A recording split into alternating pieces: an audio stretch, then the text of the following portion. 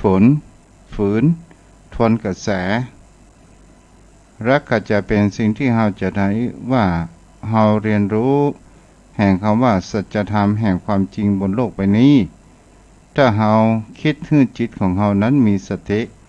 เราก็จะมามีการตกลงไปในใต้อำนาจของกิเลสคิดไม่ย่อท้อคิดเพียรทำต่อพอเราจุดคิดก็คือหมายถึงคำว่าเรามีความคิดบางครั้งบางคราวมันเกิดความเหนื่อยล้าเฮายั้งแต่เฮาบ่ย่อท้อในสิ่งที่เป็นอุปสรรคปัญหานั้นแต่ถ้าว่าเฮามีความคิดภาคเพียรที่เฮาทำได้แต่ความคิดที่มันบ่เกิดผลประโยชน์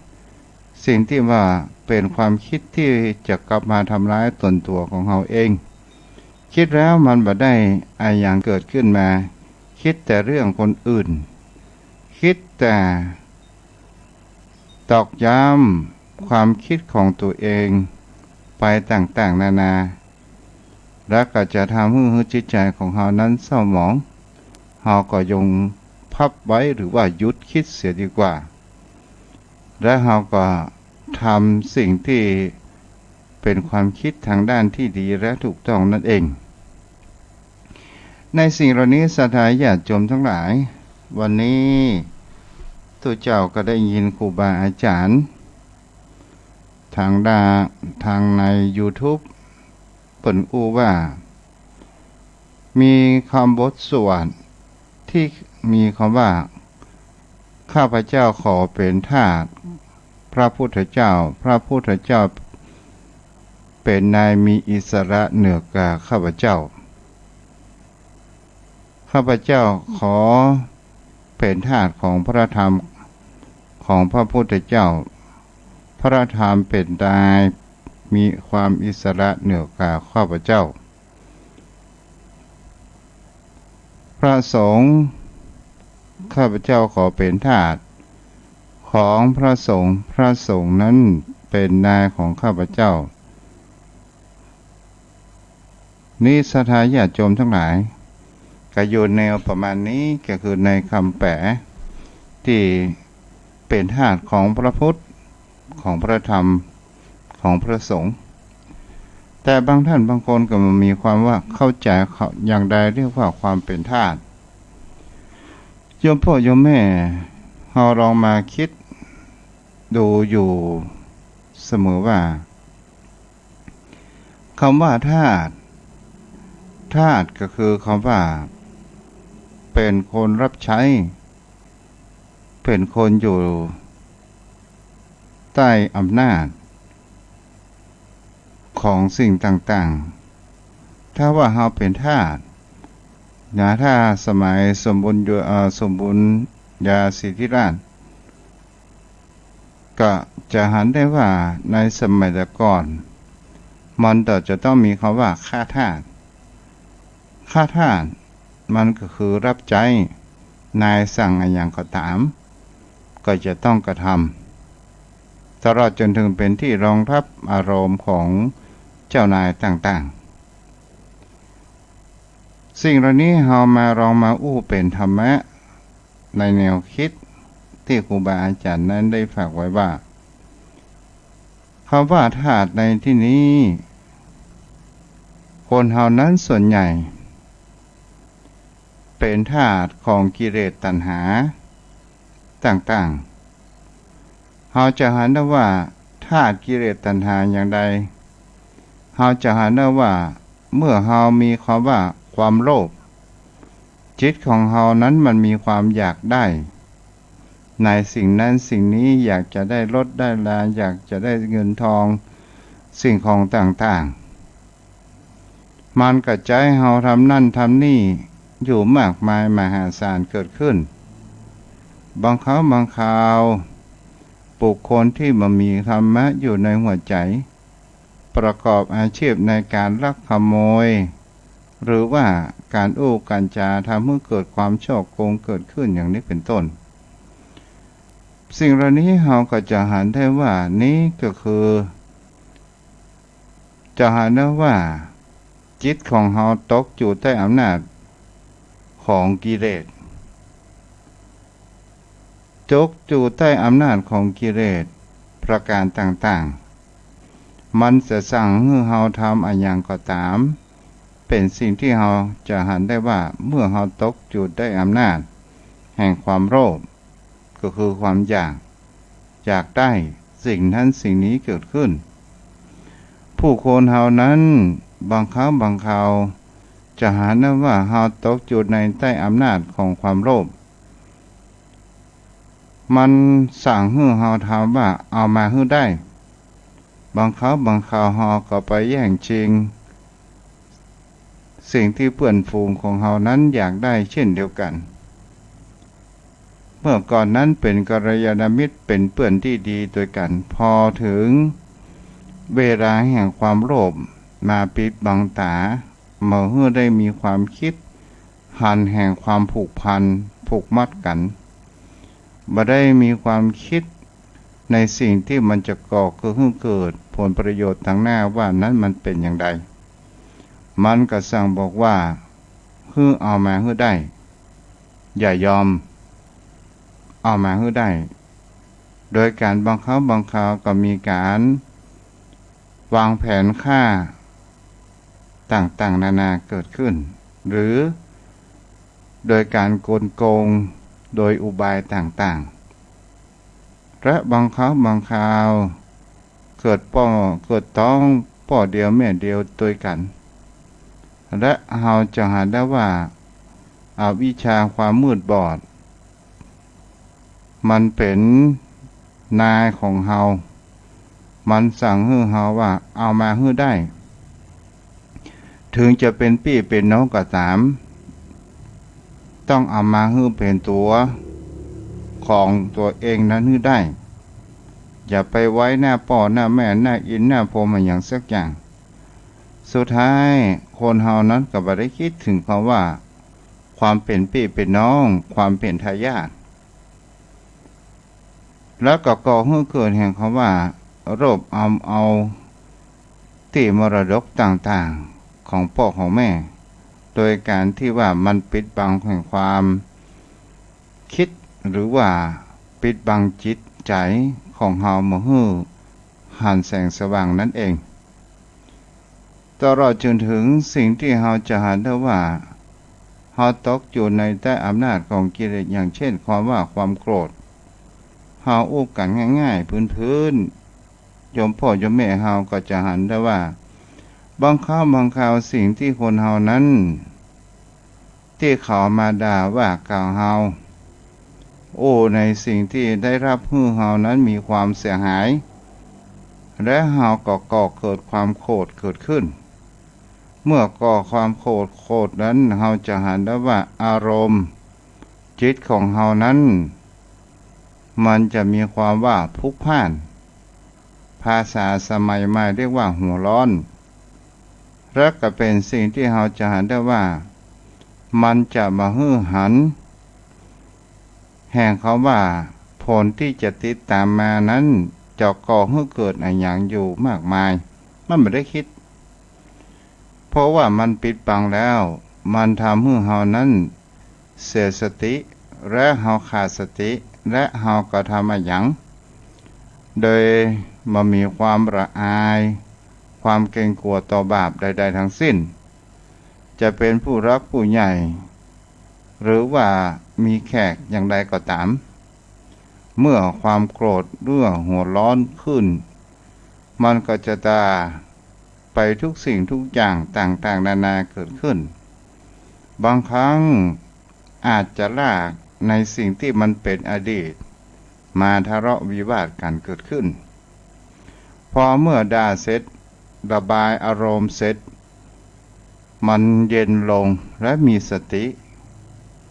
และบางครั้งบางคราวสิ่งที่เราทำไปนั้นมันก่อให้เกิดได้รับความเสียหายความบาดเจ็บก่อให้เกิดแห่งความสูญเสียชีวิตก่อให้เกิดแห่งการขึ้นลงขึ้นศาล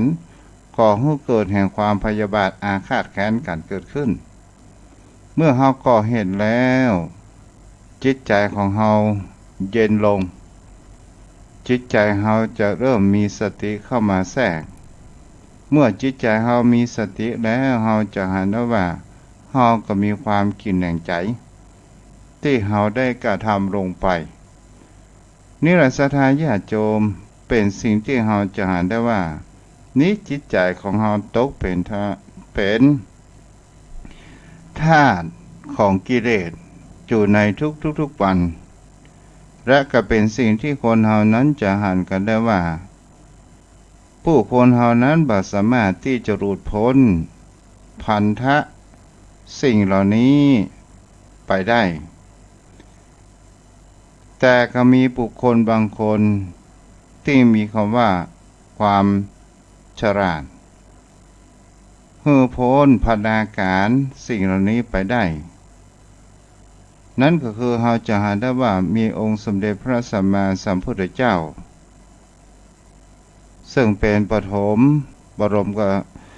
ศาสดาของเราที่ได้หันได้ว่าครั้งก่อนที่จะทรงผนวดก็เป็นเจ้าชายและก็เป็นได้หันได้ว่ามีผ่านประสบการณ์มาอยู่วุ่นวายได้รับใจกิเลสพอสมควรแล้วก็เกิดความเบื่อหน่ายและก็ก่อให้เกิดแห่งความว่าถ้าทำอย่างนี้มันก็บอกก่อให้เกิดอย่างเกิดขึ้นมันก็จะมีความพอกพูนคำว่าใจกรรมบ่มีอย่างที่สิ้นสุดนั่นเองตลอดจนถึงพระสงฆ์สาวกที่เป็นพระอรหันต์ขององค์สมเด็จพระสัมมาสัมพุทธเจ้าและก็เป็นสิ่งที่เฮานั้นก็จะหันได้ว่าถ้าเฮาพ้นพัฒนาการแนวนี้ก็จะทำให้จิตใจของเฮานั้นมีความสุขแต่ถ้าว่าผู้คนเฮานั้นถึงในปัจจุบันของเฮาบ่สามารถที่จะพ้นพัฒนาการที่มันผูกมัดจิตใจของเฮาเหล่านี้ได้ก็จะสามารถที่ทำให้เฮานั้นเบาบางได้และเฮาก็เลยหันสัจจวาจาไปถึงคำว่าข้าพเจ้ามีพระพุทธเจ้าเป็นที่พึ่งมีพระพุทธเป็นในมีพระพุทธเป็นที่พึ่งเป็นนายมีอิสระเหนือกว่าข้าพเจ้า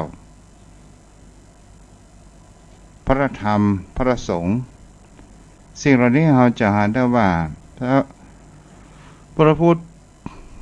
ก็ตามพระธรรมก็ตามพระสงฆ์ก็ตามเป็นนายเหนืออิสระกว่าข้าพเจ้าขอเป็นทาสของพระพุทธพระธรรมพระสงฆ์ในคำกล่าวเหล่านี้นั้นมันก็เป็นตัวคำว่าปัญญาถ้าเราลองคิดดูมันก็คือเป็นตัวปัญญาศีลสมาธิปัญญาที่เราจะให้เรานั้นได้เป็นที่พึ่งทางด้านจิตใจมาให้เรานั้นเป็นทาสของกิเลสตัณหาอยู่มากนักถ้าผู้คนเฮานั้นจะมีศีลสมาธิปัญญาก็จะหาได้ว่าศีลก็ก่อให้เกิดปัญญาศีลนั้นเป็นฐานรากแห่งการก่อให้เกิดปัญญาบุคคลใดก็ตามเฮาจะหันได้ว่าเวลาเฮาจะไปปฏิบัติธรรมณสถานที่ใดก็ตามมันก็จะต้องมีการเปิดเขาว่าต้องรับศีลก่อนเพราะว่าศีลนั้นเป็นฐานรากเป็นก่อให้เกิดแห่งความว่าความมั่นคงเหมือนกับเขาสร้างตึกสร้างวัดวาอารามถ้าเขาสร้างฐานรากเพื่อมีความแข็งแกร่งมันก็สามารถที่จะรับน้ำหนักข้างบนได้มโหจักศพจักเสี่ยงนั่นเองแต่ถ้าว่าฐานรากของเฮานั้นหรือว่าศีลของเฮานั้นยังไม่มีความสมบูรณ์มากเท่าใดก็จะทำให้ความอ่อนไหว ต่อกิเลสตัณหานั้นเกิดขึ้นได้ง่ายประการต่อมานั้นก็คือคำว่าสมาธิสมาธิก็คือว่าจิตใจตั้งมั่นโยมพ่อโยมแม่เฮาก็ลองสังเกตดูว่าเวลาเฮากระทำสิ่งใดสิ่งหนึ่งก็ตามจะเป็นคำว่ายิบผ้าหรือว่าท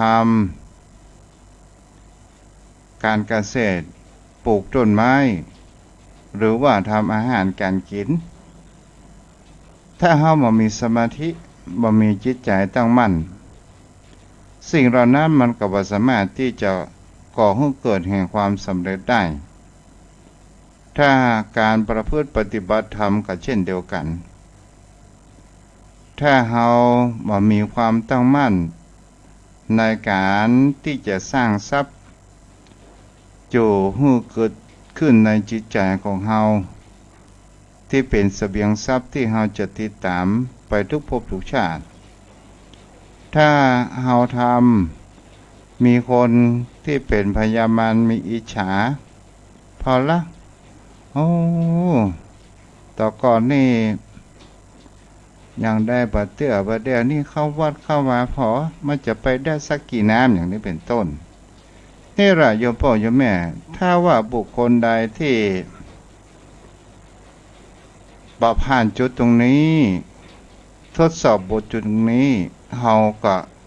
จะอ่อนไหวและเฮาก็จะเกิดความท้อแท้และเฮาก็จะปิกมาทำเหมือนเดิมอย่างนี้เป็นต้นคือจงจำไว้ว่าคนที่ว่าเฮาหมายถึงนั้นบุคคลทำมาได้เป็นบุคคลที่มีความอิจฉาในสิ่งที่ตนเองนั้นทำมาได้และก็เป็นสิ่งที่เฮาจะหาได้ว่าเพราะว่าเฮาทำนั้นมันเกินหน้าเกินตาและสุดท้ายมันก็เกิดความอิจฉา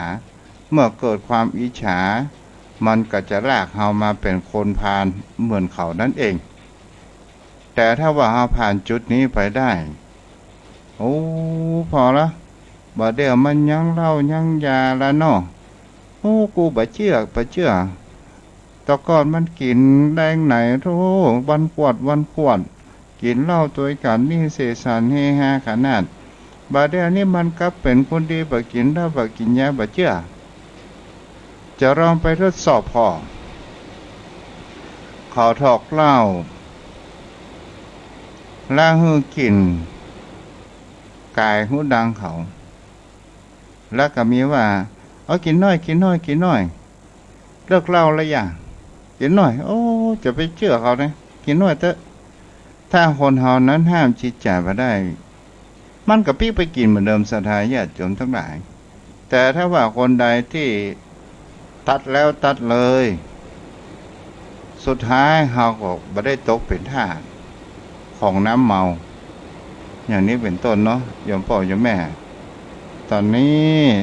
ฝนที่วัดนี่ก็ตกเด้อโอ้เม็ดใหญ่พอสมควรเสียงอาจจะเข้าเครื่องก็ขออภัยครับโยมพ่อโยมแม่ท่านผู้ฟังตัวเนาะวันนี้ฝนตกเม็ดใหญ่พอสมควรตกมันเมินเด้อเนาะเอาละโยมพ่อโยมแม่ก็มีหั่นแหมกำหนึ่งที่คำว่าโจรในที่นี้บ่ใช่ว่าลักสิ่งของบ่ใช่บ่ใช่โจรผู้ร้ายโจรในที่นี้ก็คือคำว่ามามีทรัพย์สินเงินทองได้รับความลำบากอยู่มากมายมีความทุกข์ยากหากินลำบากบางคนบางท่านก็บอกว่าเกิดมาจัดนี้อย่างมาจนเตะจนว่าเขาว่าจนในที่นี้ก็หมายถึงเขาว่าถ้าว่าตามแนวคิดของตู้เจ้าโจทย์ในที่นี้ก็คือความแปลว่าความหมอหมีอย่างพ่องล่ะนั่นก็คือมันมีบุญกุศลศรัทธาญาติโยมทั้งหลาย ในอดีตชาติบ่ได้สร้างบุญกุศลบ่ได้สร้างทรัพย์สินสมบัติมาเกิดมาในชาตินี้ก็ได้รับแห่งเขาว่ากรรมวิบากต่างๆนานาเกิดขึ้นแต่ถ้าว่าคนเฮานั้นรู้ว่าเกิดมาบ่มีอะไรอย่างสักอย่างแต่ถ้าเฮามีความขยันและเฮาตั้งอยู่ในศีลในธรรมเฮาก็บ่ฮู้ว่าเฮาเกิดมาเป็นมนุษย์ในภพนี้สักกี่ภพกี่ชาติเฮาอาจจะบ่ฮู้ได้และถ้าว่าเฮาทำสิ่งที่ดีๆก็คือการรักษาศีลตลอดจนถึงการให้อภัยทุกสิ่งทุกอย่างช่วยวัดช่วยว่าโอ้ฟ้าห้องเด้อเอาอยู่พ่ออยู่แม่ตกใจเนาะอ่ะใครอยู่ทัดใดวันนี้โทรศัพท์เข้ามาเด้อในบรรยากาศฝนตก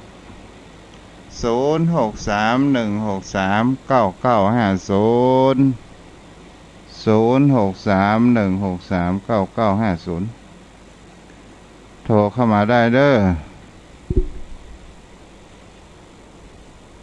ตัดใดพ่องที่ฝนตกพ่องใดพ่องก็โทรเข้ามาเนาะโทรเข้ามาได้เด้อเจริญพรไหว้พระเจ้าตกปีกำลังฟ้าห้องมืดฝนขนาดเจ้าฮะแต่ยังหมดตกเตื้ออ๋อจ้ะเจ้าฟ้าจะกี้ได้ยินเสียงฟ้าผ่าก่อนเจ้าได้ยินเลยอันนี้หล่นเข้าบ้านอยู่ส่วนหล่นเข้าบ้านฟ้ามันห้องแล้วก็มันมาตกเสียประเดี๋ยวเนี่ยอ๋อจากกำเนิดก็คงจะตกกันไหมเจ้ามืดขนาดละจ้าจะขึ้นจะลงน้อยเดียวจ้าไหว้พระเจ้า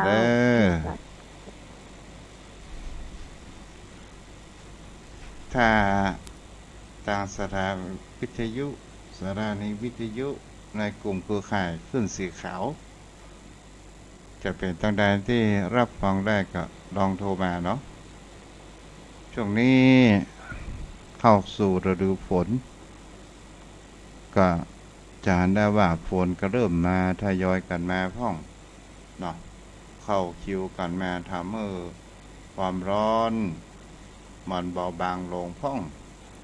จมพ่ออยู่แม่เนาะเจริญพรมาตรการให้ท่านพระครูเจ้าท่านพระครูไปแอวบ้านฮอดก่อนน่ะฮะท่านพระครูได้ไปแอวบ้านก่อนไปงานศพพี่สาวมักติดแล้วจ้ะอ๋อเจ้าพี่ฮันฝนตกกับเจ้าที่ไหนประเดี๋ยวที่ถามพ่อครูน่ะฝนตกกับเจ้าฝนตกกับเม็ดใหญ่ฟ้าห้องตัวเลยอ่ะที่นี่ฝนตกกับเจ้าแม่อยู่พ่อครูจะถามว่าเรื่องกิเลสตัณหานี่มันเกิดกันได้กุคนไหมกับเจ้ามันเป็นของอยู่ในธรรมชาติอยู่แล้วล่ะว่าคนที่เคยดีๆมาก่อนอย่าแล้วมันมีกิเลสตัณหามาทีหลังนี่คนนี้เขาจะเป็นยังไงหา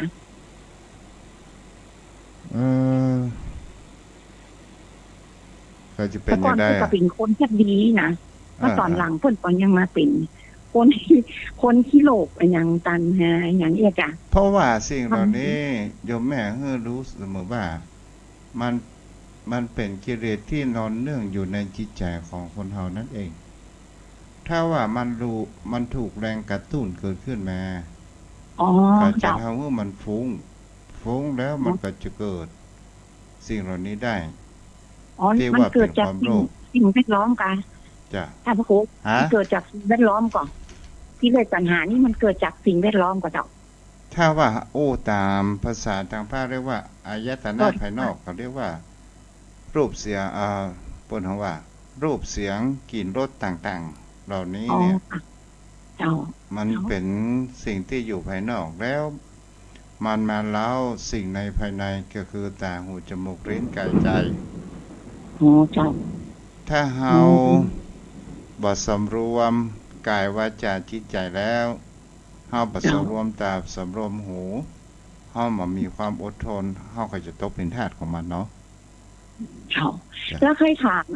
ตั้งข้อคำถามแหมข้อนึงว่าคน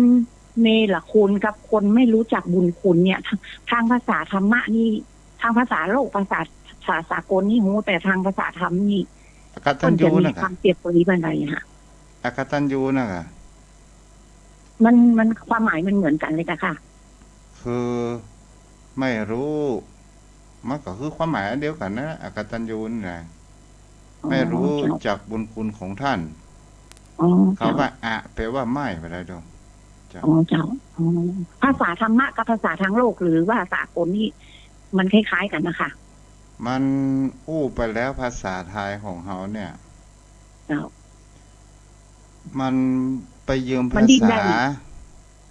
ภาษาอื่นมาเป็นภาษาของตัวเองมีตั้งเขมรพ่อง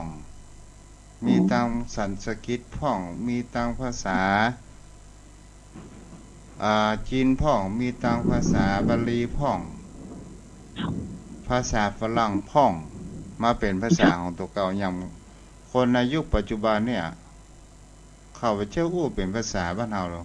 เขาอู้เป็นภาษาฝรั่งหมดอ่ะใช่ภาษาสากลนี่เข้าใจง่ายภาษาธรรมะนี่เข้าใจยาก อยากให้ศึกษาภาษาธรรมะไปนักๆนะคะเพราะว่าเดี๋ยวนี้ก็ว่าศึกษาธรรมะเพราะว่าภาษาสากลหรือภาษาท้องถิ่นบ้านเฮานี่ธรรมดานี่เขาเข้าใจง่ายภาษาสากลนี่เข้าใจง่ายท้องถิ่นเขาจะภาษาธรรมะนี่เข้าใจยากเพราะว่าเป็นแต่คนละอย่างถ้าเฮาอู้ภาษานะเจ้าระดับของภาษามันมีคำว่าภาษามาตรฐาน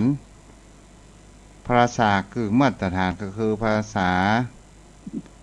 ที่เฮาใช้กันทางในการสื่อสารที่เฮาเข้าใจง่ายยังเข้าใจง่ายอยู่แต่ภาษาตลาดภาษาบ้านๆของเฮาเนี่ยเฮาเข้าใจง่ายแต่ภาษามาตรฐานมันอยู่ที่ไหนมันจะอยู่สิ่งที่ว่าของสูงอย่างเช่นภาษากฎหมายภาษาธรรมะธรรมะนี่ภาษาธรรมะนี่ใครให้เรียนรู้ลึกซึ้งจากภาษาธรรมะทุกอย่างภาษาทั่วไปพื้นบ้านหรือภาษาสากลเนี่ยนะคะอยากให้เข้าถึงธรรมะอยากภาษาธรรมะนี้ให้กระจ่างออกมาสังขาราบ้านเฮาก็นำมาใจสังขารนี่เนาะเอาจังจ่าเจาะเฮาถ้าเฮาแปลกับสังขาราก็คือรูปร่างเนี่ยเนาะอ๋ออันบันรบกวนท่านพระครูแล้วเนอมันไปแอวบ้านน้องเนอท่านพระครูอยู่ที่ไหนเนาะจำไม่ได้ละกะจำไม่ได้แล้วกับต้องบอกกันเนาะอยู่ที่ไหนกับต้องบอกกันเนาะค่ะโอ้จะไปแม่จุกันงงนี่เด้ออยู่ในเมืองค่ะอยู่ในเมืองจ้ะเติมเชียงใหม่นะคะเคยโทรหาที่ไหนเตือนแล้วหรออ๋อเพราะว่าโทรศัพท์เก่าในเจ้าน่าจะโทรใหม่ๆในเจ้าแล้วจะเพราะว่าโทรศัพท์เครื่องเก่ามันเบอร์มันโดนลบไปเนาะไม่ละค่ะอันนี้เคยอยู่ในของท่านนะค่ะจ้ามันมาจากนะค่ะมันได้แอบบ้านในท่านมันอยู่แล้วเจ้าอย่าลืมพ่อลืมแม่เนาะเจ้ามาแสนเจ้าโทรเข้ามาได้เด้อฝนตกหยุดเอื้อนพอดีฟ้าก็หยุดห้องพอดีกันนำพามาซึ่งความชุ่มชันกับสัตว์สิ่งหิ่งห้อยอยู่บนโลกใบนี้จะเป็นคบเป็นเกียรติเนาะห้องแหมแล้วเด้อถ้าไฟดับมันหยุดก็หมูไหนเนาะเจริญพรเด้อไม่ออกนะตีได้ส่งไลน์มาฟังอยู่ด้วยเจ้า0631639950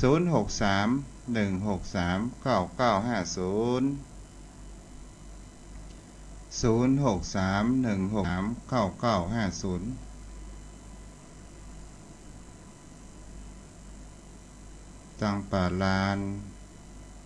สระปีในเวียงแม่แตงตอนนี้ก็คงให้จะได้รับความชุ่มฉ่ำกับน้ำฝนผ่องเนาะใครอยู่ที่ใดมุมใดโทรเข้ามาได้พี่น้องโดยสเก็ตก็ตามเนาะ ที่รับฟังอย่างสถานีวิทยุคลื่นพระพุทธศาสนาแห่งนี้ปาห้องขนาดเด้อวันนี้วันจุ่มเย็นวันจุ่มวันเย็น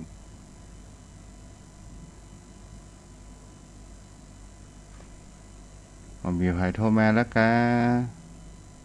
063-163-9950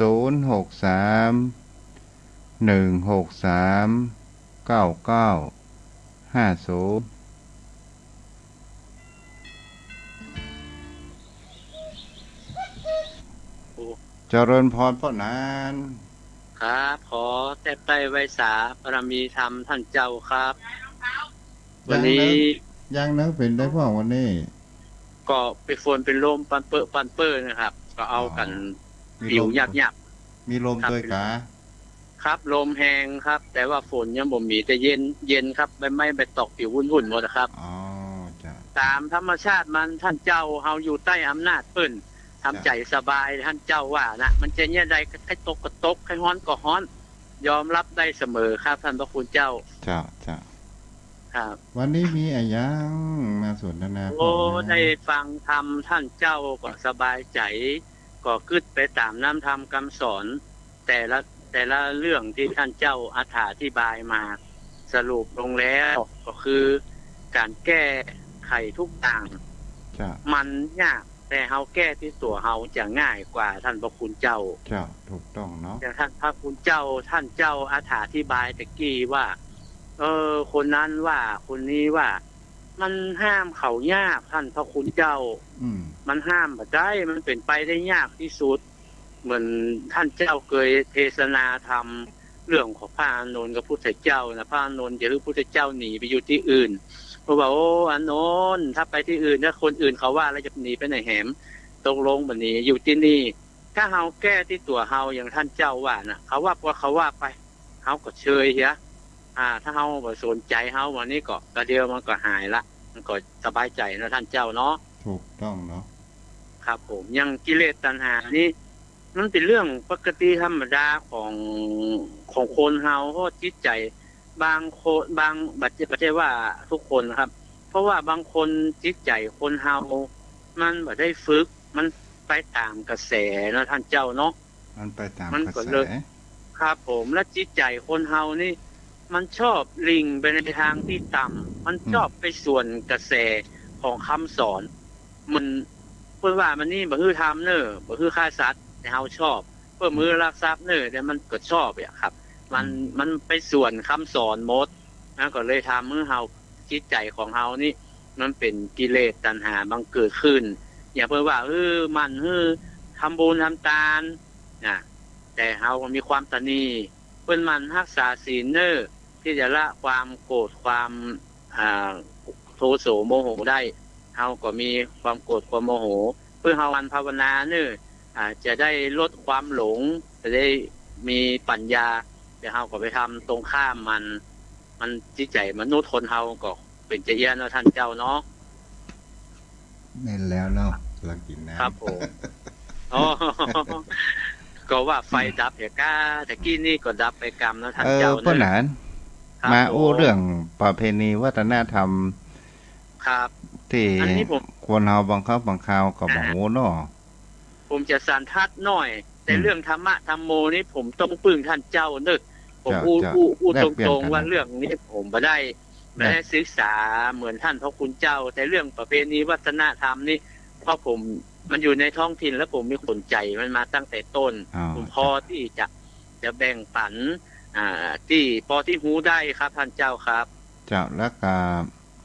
พูดถึงว่าประเพณีวัฒนธรรม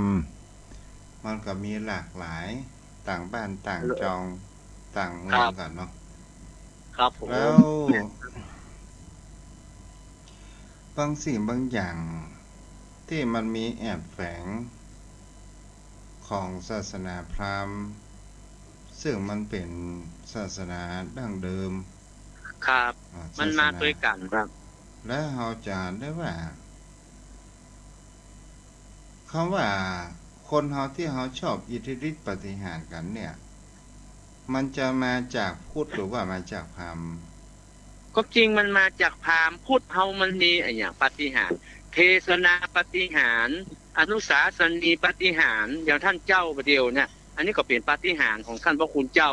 แต่อนุสาสนีปาฏิหาริย์คือคำสอนที่มีความอัศจรรย์เนี่ยอย่างท่านพระคุณเจ้า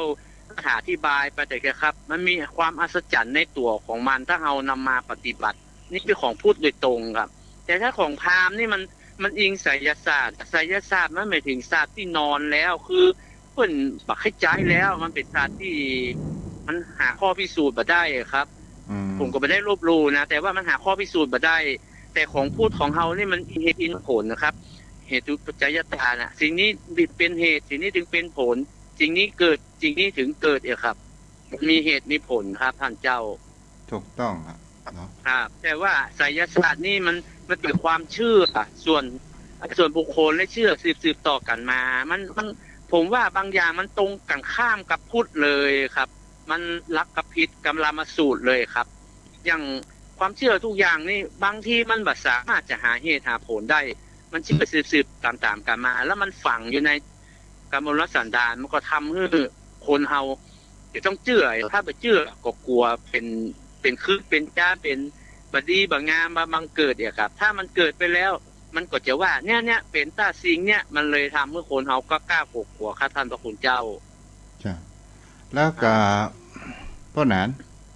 ครับเรามาต้องสังเกตแห่งกับว่าพระพุทธองค์นั้นน่ะสิ่งที่จะทำให้เฮานั้นเกิดความเสื่อมเกิดขึ้นเนี่ยมันจะมีอย่างว่าพระพุทธองค์บอกว่าห้ามดูหมอห้ามแสดงอิทธิฤทธิปาฏิหาริย์ต่างๆครับนี่ก็ตู้เจ้าหันว่าเหตุเพราะว่าอย่างเขาว่าดูหมอมันเป็นมหานิยมและมันก็จะเป็นคำว่ามันกลับกลายเป็นกิเลสตัณหาพอกพูนให้เกิดขึ้นและเราก็จะหันว่าพระสงฆ์องค์พระเจ้าบางรูปที่เพิ่นห้ามจิตห้ามใจหรือว่าขาดสติเนี่ยมันเป็นลูกศิษย์พระเทวทัตสุดท้ายก็กลับไปได้ไม่ออกเหียมันคืออู้ถึงเดรัจฉานวิชาที่พุทธเจ้าทรงห้ามนี่เพราะมันจะทำให้เกิดกิเลสตัณหาครับมันจะทำให้ไปคัดขวางของพระนิพพานครับอย่างพระเทวทัตก็จริงก็บรรลุธรรมชั้นต้นได้นะครับพระเทวทัตครับแต่ว่ามันไปทางโลกียะมันไปทางที่ทำให้เกิดกิเลสตัณหาคือลุ่มหลงคือหลงในธรรมวิเศษที่ตน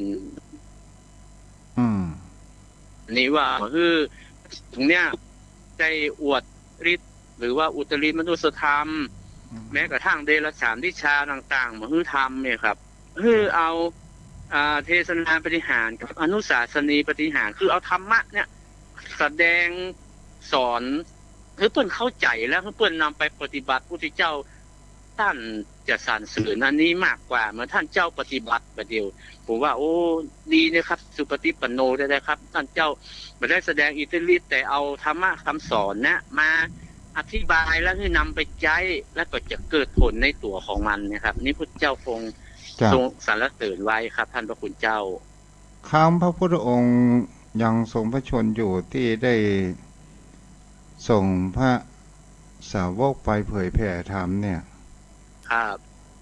เพราะเขาว่าเพื่อประโยชน์ชนหมู่มากครับผมจงทำตัวเข้ากับสังคมนั้นให้ได้เนาะครับอันนี้อยู่ง่ายกินง่ายนะท่านเจ้าเนาะแล้วเนี่ยเราลองมาสังเกตในยุคปัจจุบันคนเราจะไปกับเอาพุทธปัญญาป่าอย่างเช่นว่าทุกเจ้าจับเงินจับทองโอ้ท่านเจ้าอันนี้ผมขออัดถัดสุมาผมขอที่บายนอกจากก้อนผมเป็นครูสอนนักธรรมนะท่านเจ้าเขาว่า5มาศก1มาศกนี่นะครูบาอาจารย์เพื่อว่ามันมีมันเป็นน้ำหนักช่างของคนอินเดียเพิ่นคือความหมายว่า1มาศกมันหนักเท่ากับ1ลูกมะขามตาแมวอันนี้มันหนักตั้ง5มาศก ลูกประคำตาแมวแต่ละแก่นเนี่ยถ้ามันมาเทียบบาทเพิ่นเอาเทียบน้ำหนักทองคำนะท่านพระคุณเจ้าว่า5มาโศกเนี่ยมันนับเท่ากับมัน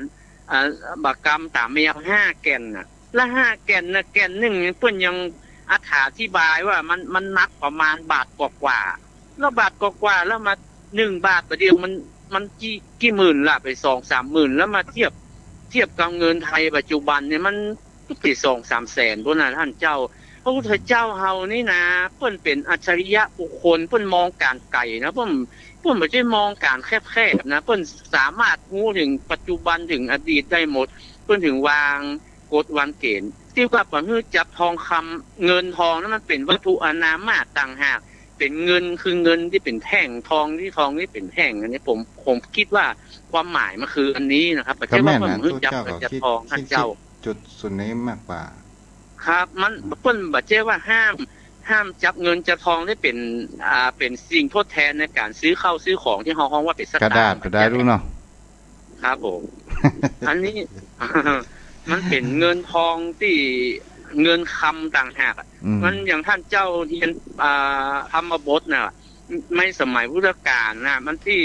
สาวกไปฉันภัตตาหารบ้านมหาเศรษฐีแล้วเพิ่นเป็นช้อนทองคำคือภาษาวกรับสาวกก็หันว่าโอ้มันงามก็เลยเอาใส่ถุงย่ามไว้บัดเจ้สมัยปัจจุบันนะครับนี่ผมพูดถึงในสมัยพุทธกาลนะเพื่อก็ใส่ถุงย่ามไว้พระพุทธเจ้าก็เลยตั้งว่าตั้งแต่นี้ไปพระภิกษุสงฆ์ห้ามจับวัตถุอนามก็คือเงินคือทองเนี่ยครับเพิ่นก็กลัวเพิ่นก็วางกฎวางเกณฑ์ที่ถูกต้องเพราะเจ้มือเฮาจับเงินทองปัจจัยที่เฮาไปซื้อข้าวซื้อของมันไม่ได้ห้ามแบบนั้นหรอกครับท่านแล้วก็เป็นสิ่งที่เฮาจะหันได้ว่าอัที่ป้นหนานได้โอ้ว่าองค์สมเด็จพระสัมมาสัมพุทธเจ้าเป็นสัพพัญญูอย่างแท้จริงและเป็นอัจฉริยะจะหันได้ว่าในการที่เป๊กหรือว่าอุปสมบทเนี่ยระหว่างอุปชาและกับผู้เป๊กนี่เพิ่นฮื้อนั่งห่างกันเรื่องหัตถบาทกันเนาะอ๋อแม่นครับเพิ่นนั่งห่างกันครับก็มาสอดคล้องในยุคปัจจุบันได้แม่นก็พวกนั้นยังถือเป็นธรรมเนียมปฏิบัติสืบต่อกันมาอยู่ครับเพราะอุปชานี่เหมือนผู้ไปก็เหมือนป้อของสัตติวิหาริกครับคือของวิจารณ์ที่พูดนี่นะครับปัจจุบันนี้ก็เป็นธรรมเนียมปฏิบัติอยู่นะท่านเจ้าคือคนที่ปัจจุบันเว้นระยะห่างมั้งก่อนใช่เว้นระยะห่างและให้ปฏิบัติเหมือนบิดากับบุตรนะครับยังถือแนวปฏิบัติจะเอาเรามาที่เรื่องประเพณีของเฮาครับประเพณีตามขันเข้าบางที่บางแห่งเนี่ยครับยังตามเป็นคำว่ากำขันเนี่ยเราบางกำขันกับบางที่บางแห่งก็ใส่ถ้วยแต่ก่อนเฮามีถ้วยสังกะสีเนาะเดี๋ยวมันเป็นถ้วยพลาสติกกระเบื้องพลาสติกก็มีครับแล้วบางที่บางแห่งก็ยังยึดถืออันเก่าอยู่ต้องเตะก่อนมันคือบางที่บางแห่งก็ใส่ถุงเนาะใช่ถุงเซี่ยวก็มีท่านพระคุณเจ้าเขาเคยเอาความสะดวกว่าบางคนเพิ่นก็ตาลไปเข้าหม้อแกงหม้อนะแล้วก็ใส่จื้อเข้าไปมีกี่คนก็ใส่เข้าไปแล้วก็ยกจานกำเดียวครับท่านพระคุณเจ้าขอให้พวกนั้นได้อู้ความหมายสิ่งเหล่านี้ให้กับว่ามันเป็นปัจเจกแก่บุคคลหรือว่ามันเป็นสิ่งที่เฮาสมมุติกันขึ้นมาคือการต้านเป็นขันนี่แต่โคนตะกอนนะครับโคนตะกอนเพิ่นถือว่ามันไปบ่พร้อมกันนี่ความคิดของเปิ้นถูกผิดนี่ผมบ่ได้เจาะลึกลงไปตรงนั้นโคนตะกอนเพราะอย่างมันตามกำขานเพื่อว่ามันไปมันตายบ่พร้อมกันคนหนึ่งตายก่อนคนนึงตายรูนอันนี้ความเข้าใจของเปิ้นแต่คนปัจจุบันนี้เปิ้นก็บอกว่ามันเป็นบุญเป็นกุศลที่เพิ่นพึงจะได้รับเฮาก็เอาตาลทั้งหมดนี่เลยแล้วก็ปั่นปอนแล้วเฮาก็หยาดน้ำหมายตาลในประเพณีเหนือของเฮานี้เพิ่นถือว่าพระคุณเจ้าหรือว่าตนเมตตาเนี่ยครับตนนิมนต์เนี่ยตุเจ้านะครับคนเมืองเฮาก็ฮ้องอันพระคุณเจ้าหรือว่าท่านเจ้าหรือว่าตุเจ้าแล้วแต่บางถิ่นท่านเจ้านี่เพิ่นเป็นตนมีศีลเพื่อจะเป็นคนหยาดน้ำเป็นตนที่หยาดน้ำเพราะเพิ่นมีจิตใจบริสุทธิ์ ศรัทธานี่เพิ่นจะประหยัดไปฮือพระคุณเจ้าเป็นคนหยาดน้ำปั่นพรและสมัยปัจจุบันนี้เพิ่นว่าทุเจ้าหยาดน้ำนี่นะครับสมัยปัจจุบันนี้เขาว่าอันมันทุเจ้าเพิ่นบ่ฮู้จักเครือญาติบ่ฮู้ไผเป็นไผเฮาญาติเฮาสามารถนึกถึงรูปประพันธ์สันฐานใบหน้าใบตาเพิ่นมันก็ถูกของเปิ้นนี่แต่ว่ารุ่นเก่านี่เปิ้นจะพระสงฆ์องค์เจ้าเป็นตนเมตตาตน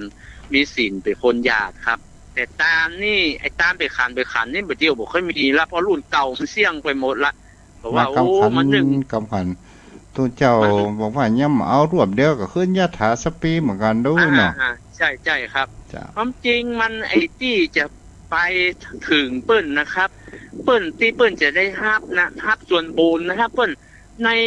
ท่านเจ้าเคยอธิบายว่ามันมีเปรตตัวหนึ่งอันอยู่ในเตขออย่าง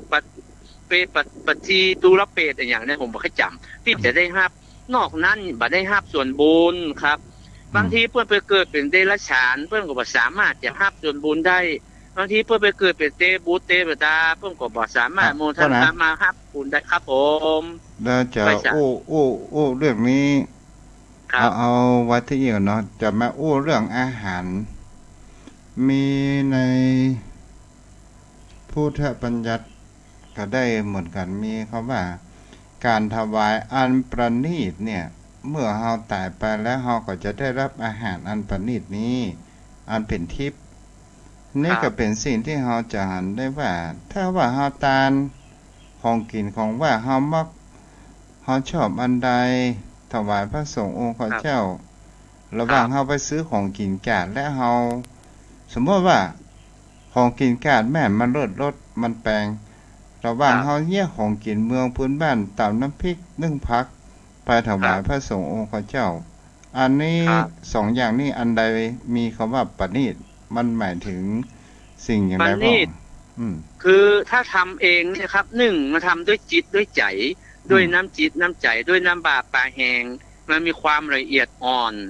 คือมีความมันถึงพร้อมได้การทั้งสามคืออุปาเจตนามูลเจตนาปราเจตนาคือทำด้วยมือของตัวเก่าครับอันนี้ส่งบุญมันก็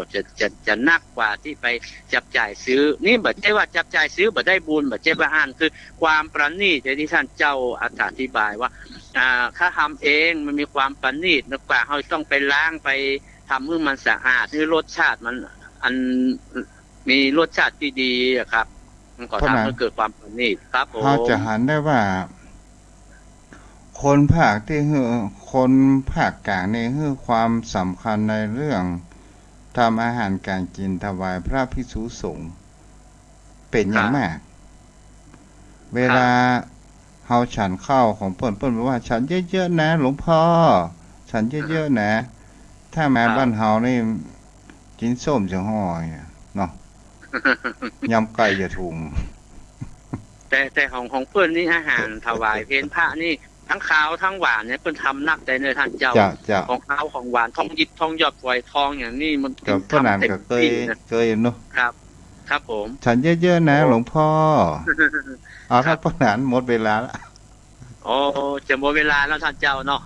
ข้างแหมนาทีเดียวนะหมดเวลาเนาะแต่คือท่านเจ้าสรุปนะขอแทบใต้ไว้สาบารมีธรรมท่านเจ้านะครับขอกราบไว้สาครับจ้าบุญรักษาเด้อเอาถ้าโยมพ่อโยมแม่